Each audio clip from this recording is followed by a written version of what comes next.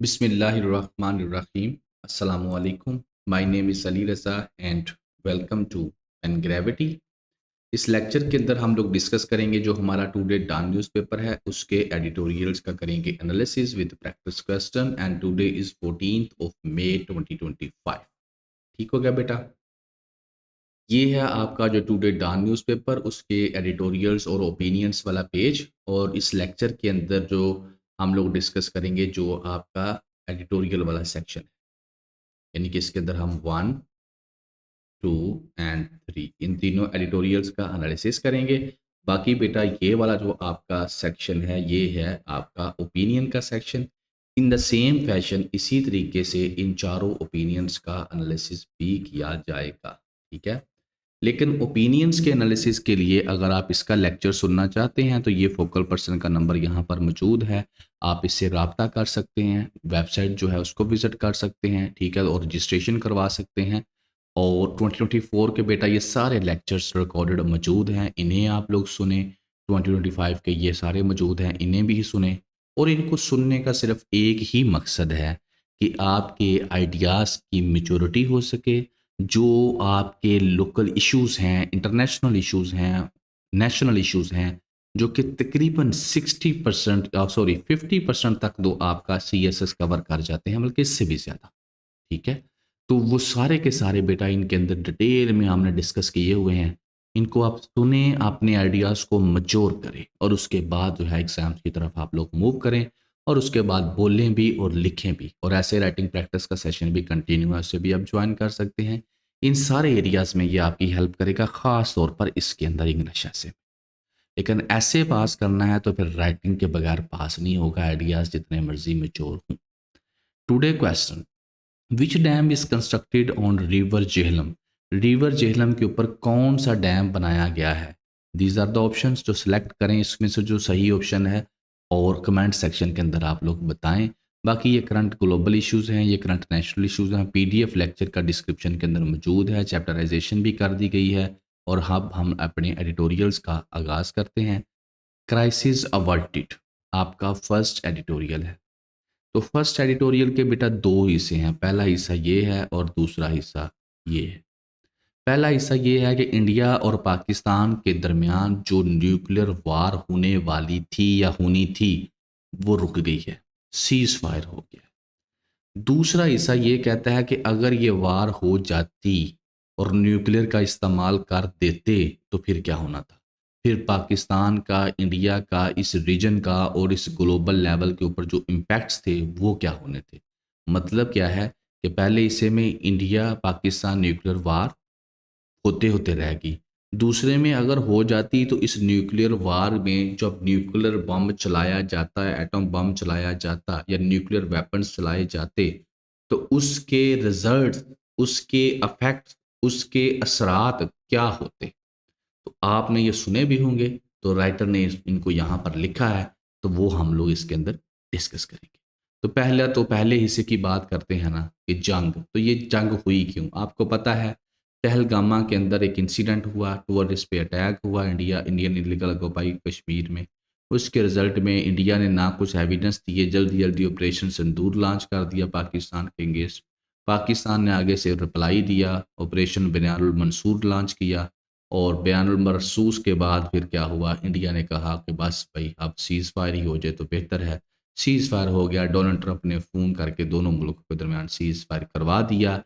किन terms and conditions के ऊपर हुआ है वो अभी आएंगी तो डिस्कस करेंगे। तो बहरहाल फ़िलहाल डोनाल्ड ट्रंप साहब ने इंडिया और पाकिस्तान के दरमियान जो न्यूक्लियर वार हो सकती थी उसको रोक दिया। तो यही बात वो यहाँ पर कह देता है।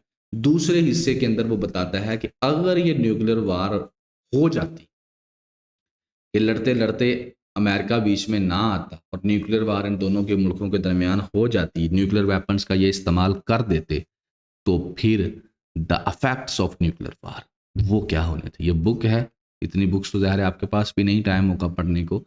बहरहाल अफेक्ट्स क्या होते, तो वो हम लोग अफेक्ट्स, वो कॉन्सिक्वेंसेस जो हैं वो यहाँ पर डिस्कस करेंगे।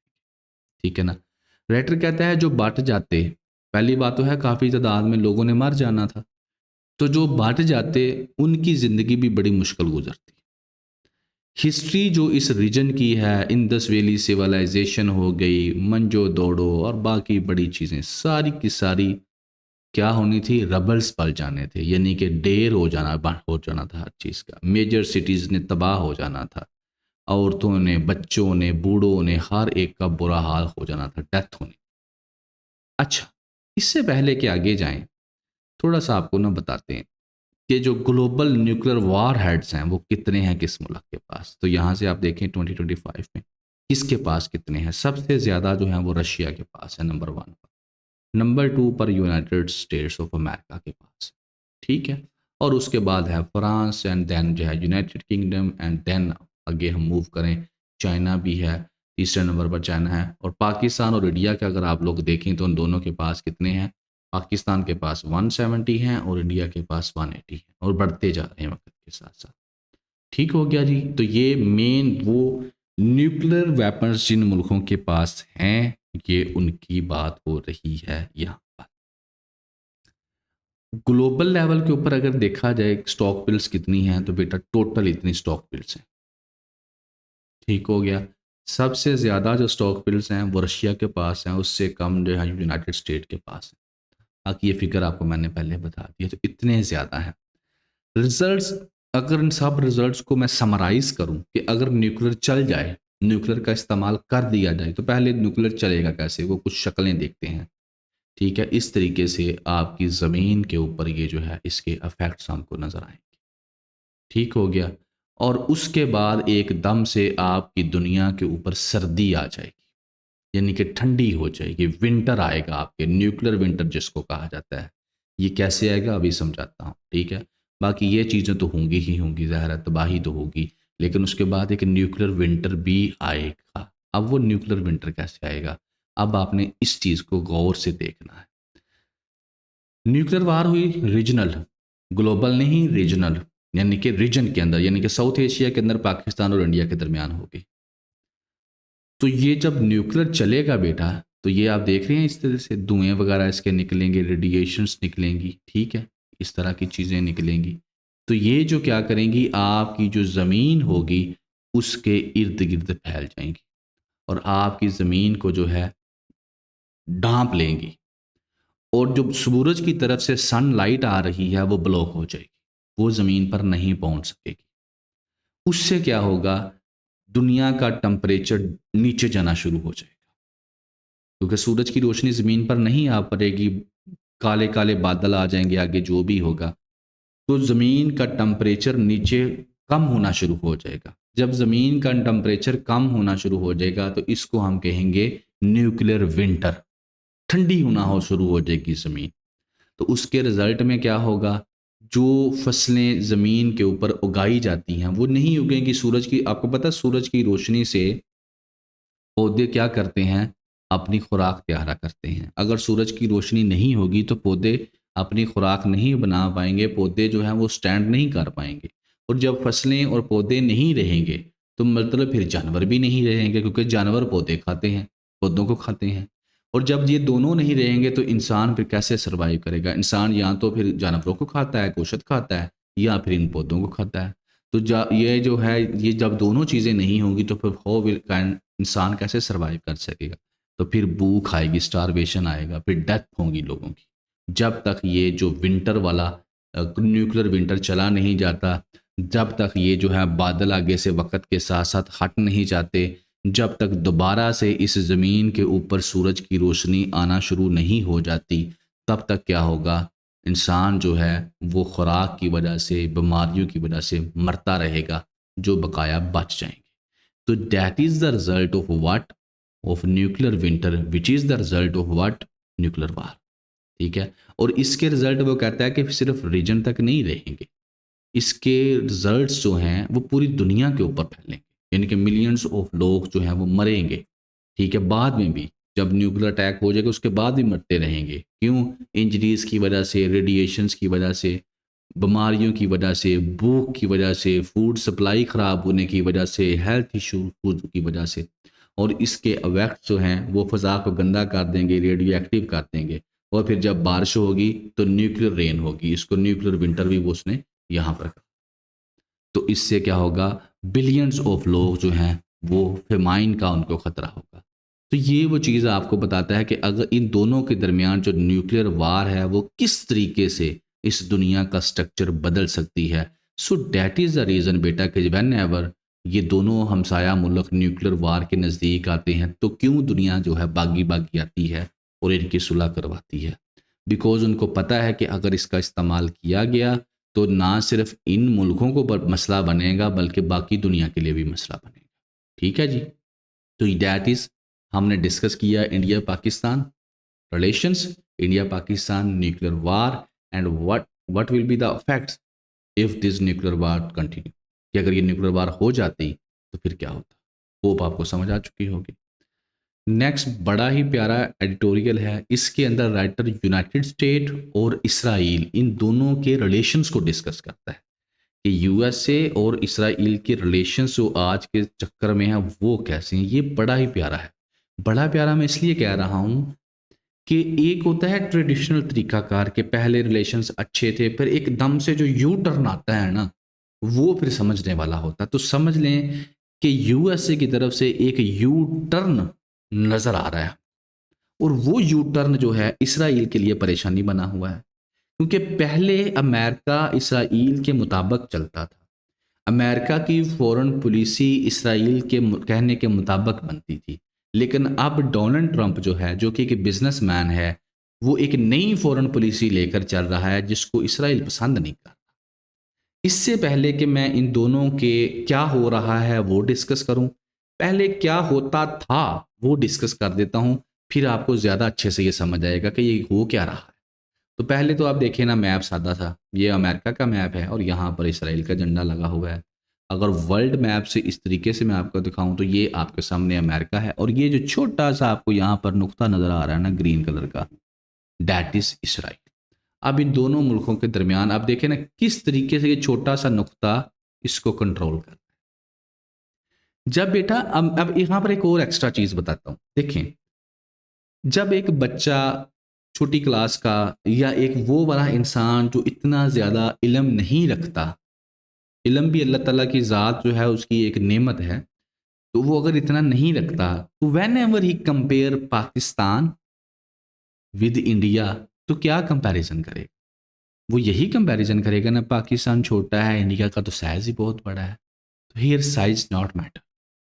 यहाँ पर अब मैं अगर लोकेशन में गलत ना कह दूँ, यहाँ पर नॉर्थ कोरिया है, यहाँ पर इतना सा, ये साउथ कोरिया है इतना सा, ये जापान है बेटा इतना सा। तो इनके साइज जो हैं कितने हैं पाकिस्तान के कंपैरिजन में, बहुत छोटे हैं। But south Korea, Japan economically जो हैं वो डेवलप कंट्रीज हैं। और अगर इसराइल की बात करी जाए तो यहाँ पर इसका साइज देखिए कितना है, लेकिन साइज नहीं, human resource development. Human resource जो है कि जिस मुल्क का जितना मजबूत है वो मुल्क उतना मजबूत है। तो जब यहाँ से आप बात करेंगे ना फिर आपको पता चलेगा कि पावर ऑफ एजुकेशन किसे कहते हैं। ये छोटा सा नुक्ता इतने बड़े सुपर पावर की फॉरेन पॉलिसी को कंट्रोल कर रहा है। That is the power of education, जो हम लोग नहीं समझा सकते एक आम इंसान। ठीक है, तो यहाँ से आपको पता चलेगा, क्योंकि आप जब इसराइल में देखते हैं ना तो बहुत सारे लोग जो हैं वो पीएचडी होल्डर्स हैं। डिग्री वाले पीएचडी की बात मैं नहीं कर रहा, मैं क्वालिटी एजुकेशन की बात कर रहा हूँ।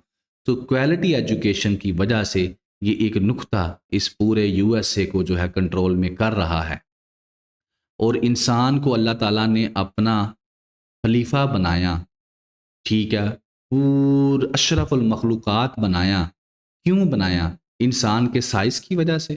क्या हमारे से ताकतवर जानवर मौजूद नहीं हैं? सिर्फ़ इल्म की वजह से हमें अशरफुल मखलूक बनाया, लेकिन हम इस चीज़ को सीरियस नहीं लेते, क्योंकि हमारा इल्म जो है वो डिग्री कंसीडर किया जाता है। डिग्री इज़ नॉट इल्म, डिग्री इज़ नॉट एजुकेशन। ठीक है? चलिए यहाँ पे इसको मैं रोक देता हूँ ताकि आपको यहाँ से मेरा मकसद था एम ऑफ एजुकेशन समझाना, पावर ऑफ एजुकेशन समझाना।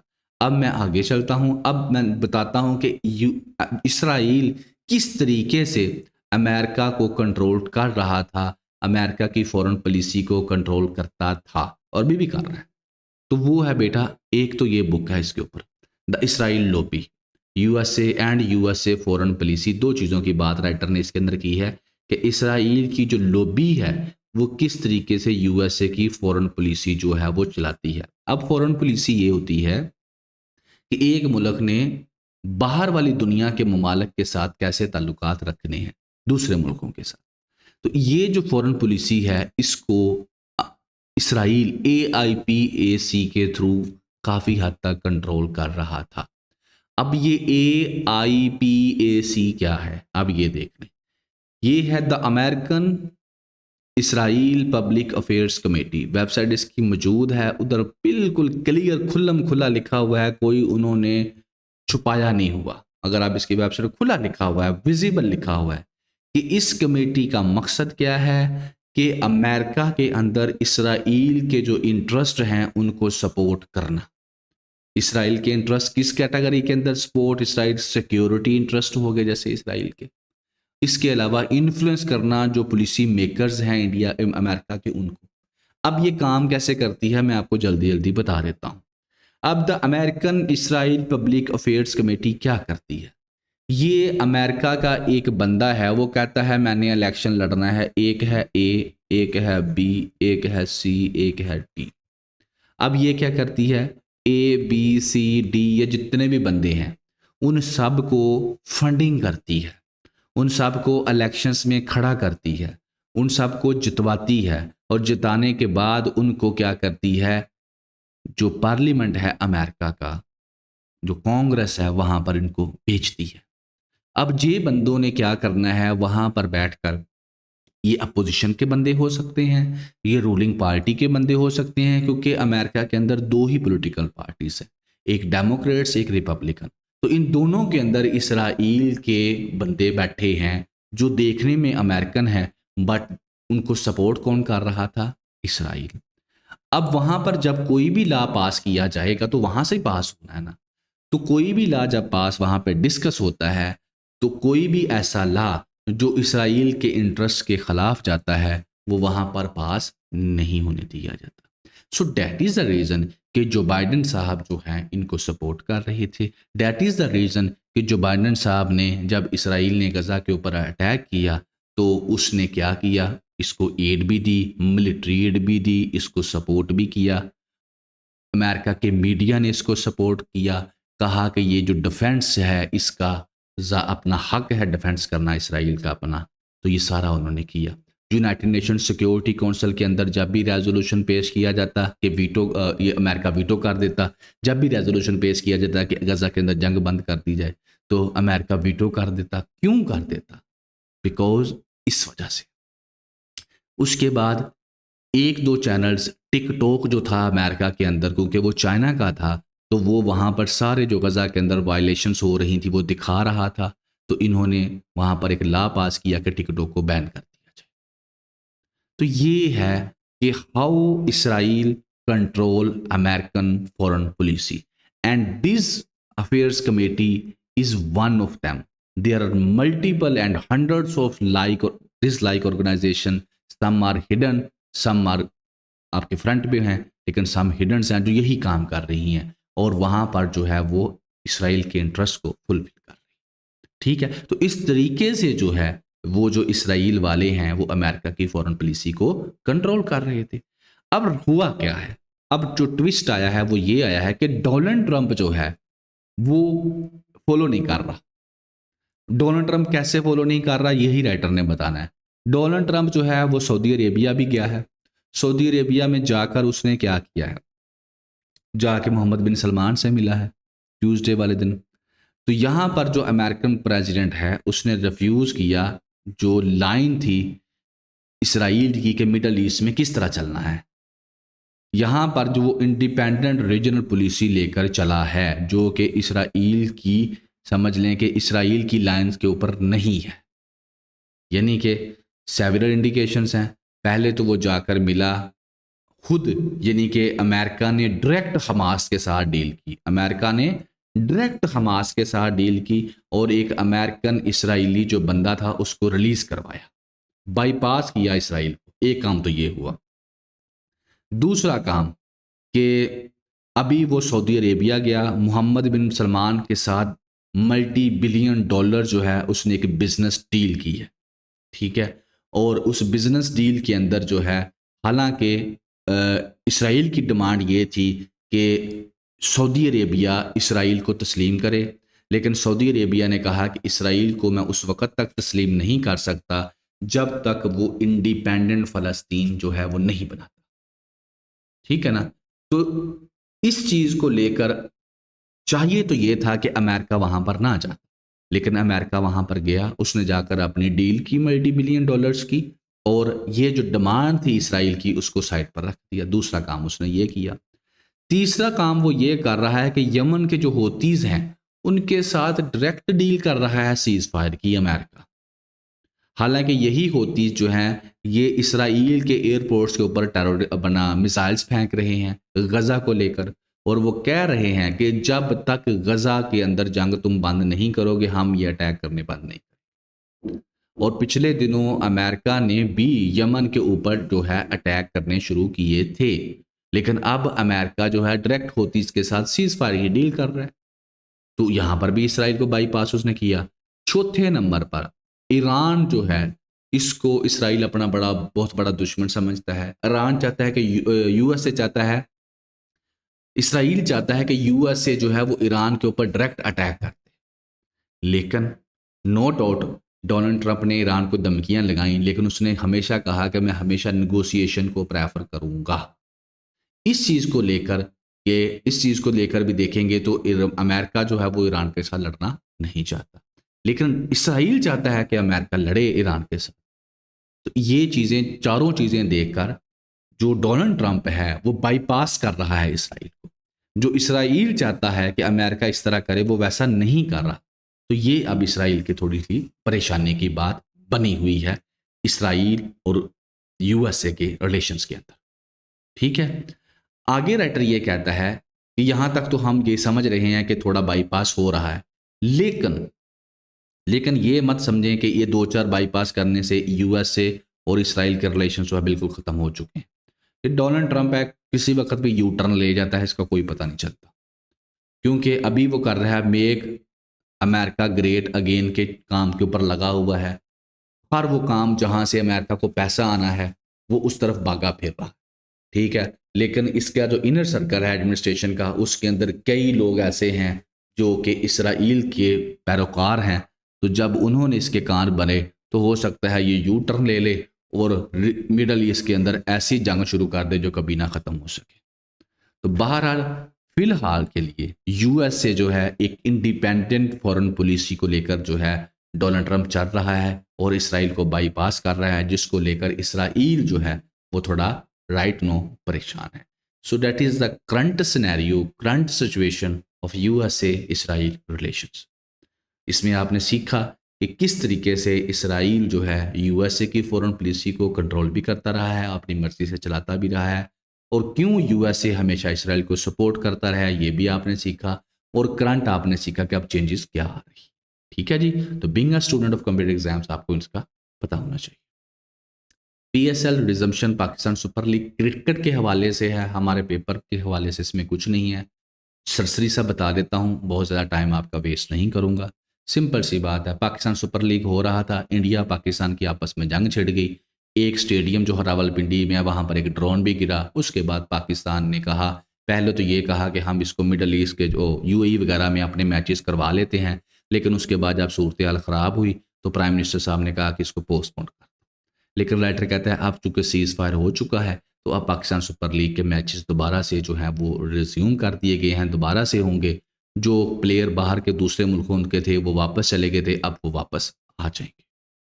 इसी तरह से इंडिया के अंदर जो है इंडियन प्रीमियर लीग, उनकी गेंद बल्ले का जो मैच था क्रिकेट का वो भी हो रहा था, वो भी इस इंडिया पाकिस्तान जंग की वजह से डिस्टर्ब हुआ, रुक गया, और अब दोबारा से वो भी करवा लेंगे। So that's going on in cricket. ठीक हो गया जी। तो ये था इसके अंदर जो ओपिनियन के अंदर लिखा था वो मैंने आपको बता दिया। बाकी बेटा ओपिनियंस जो हैं उनके लेक्चर्स के लिए आप फोकल पर्सन से रब्ता कर सकते हैं, हमारी वेबसाइट है उसको विज़िट कर सकते हैं। एंड द फाइनली इंशाल्लाह अगर मेरी ज़िंदगी रही तो नेक्स्ट लेक्चर में फिर हाज़िर होंगे। तब तक दुआओं में याद रखिएगा। अल्लाह हाफ़िज़।